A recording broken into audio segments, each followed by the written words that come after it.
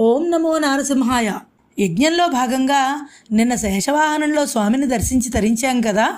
నేడు మనం సర్వజన మనోరంజన వాహన విశేషాలను తెలుసుకుందాం.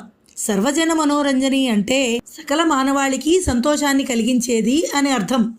జగద్రక్షకుడైన శ్రీహరి ఈ సకల జగత్తును నడిపిస్తూ ఎల్లవేళలా భక్తకోటిని సంరక్షిస్తూ ఉంటాడు. ఆయన యొక్క కళ్యాణ గుణగణాలతో ఈ భూమిపై అనేక రూపాల్లో అవతరించి తన లీలలను ప్రదర్శించి సర్వజనులను ఆహ్లాదపరిచాడు. రామావతారంలో రాక్షస సంహారం కావించి మానవాళికి సంతోషం కలిగించాడు. కృష్ణావతారంలో గోపబాలుడై గోపికలతో కలిసి రాసక్రీడలాడాడు. దుష్ట శిక్షణ, శిష్ట సంరక్షణ చేస్తూ అద్వితీయమైన తన గుణశీలాలతో సకల జనుల్ని రంజింపచేసి తాను భక్త సులభుడనని చెప్పడానికే ఈ వాహనాన్ని అధిరోహిస్తాడు స్వామి.